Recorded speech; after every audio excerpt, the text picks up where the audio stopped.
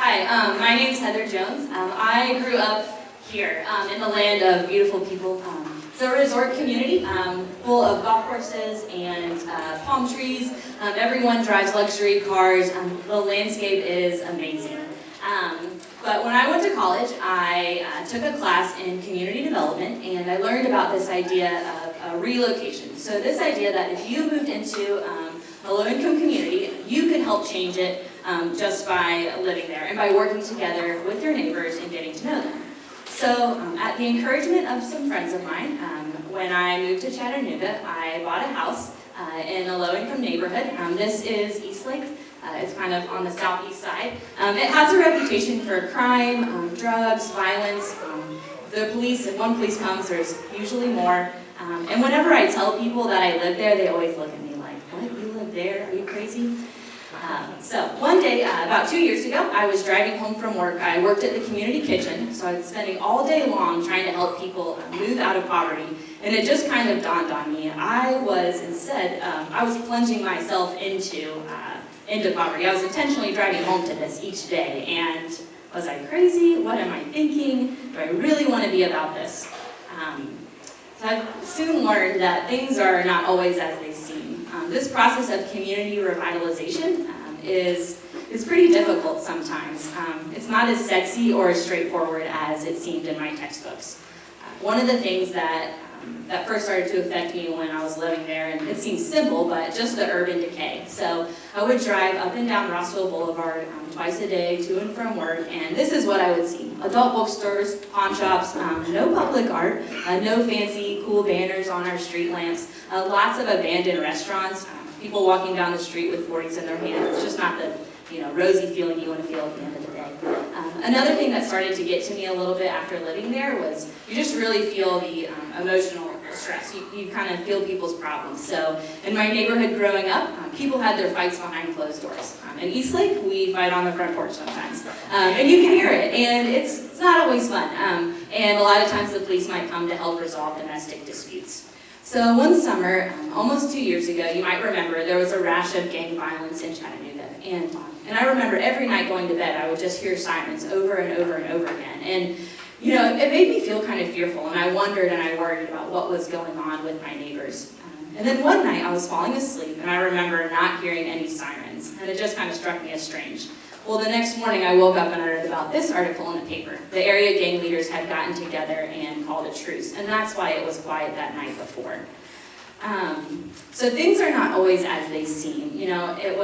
Moving into this neighborhood was a lot tougher than I originally anticipated. Sometimes I wanted to leave, and some of those things actually almost did cause me to just give up and move back to the suburbs, which isn't a bad thing, but wasn't part of my original plan. But the more I got to know people, I realized that there's actually a lot more beauty there than I originally anticipated. So there is a gal that lived near me. She was out walking one day, and I stopped to talk to her. And I learned that her old man had sent her out to work for food, and so she was out prostituting. And over a period of time, we became friends. And I learned that she battled several mental health disorders.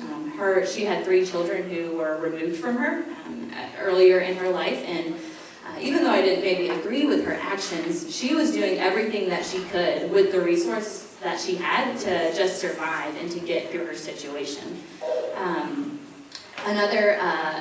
I think sometimes with low-income communities, we perceive that, well, kids don't do that well in school because their parents don't care that much. If only parents were more involved, if only parents read to them, they would probably do better.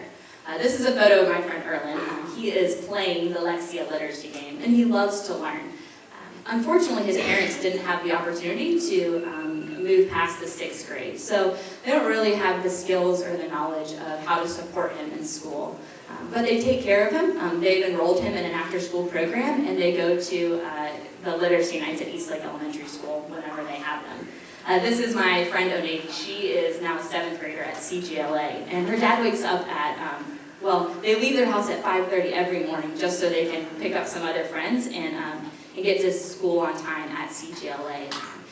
Another one of my friends, she wasn't able to pay her utility bills one month, and so she worked together with some neighbors they made tamales all day long, and then they sold them to some of our neighbors and some folks in our church. And so she was able to earn the money that she needed by doing that.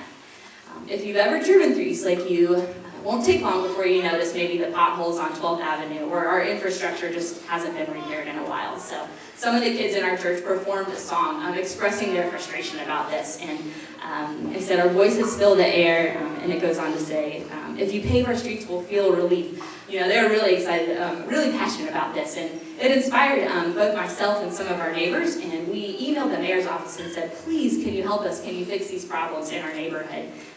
And after a few emails, we heard back, "Your voices have been heard." Now, our sidewalks haven't been installed yet, there's still potholes, but there is hope, and it was really encouraging to me. So I work for a local nonprofit, and one day somebody dropped off a donation, and they said, "Here, this is for them." And it just really struck me because I realized, wait a second, I'm them. Now, this process of community revitalization, it's tough. It can be difficult, but it's really exciting. Once you move into a community, you realize that the people there, they're not just these poor people who can't do things. They're people who love each other, they love their families, they love their neighborhoods, and it's pretty exciting to get to be a part of the process of working alongside them to try and make a difference.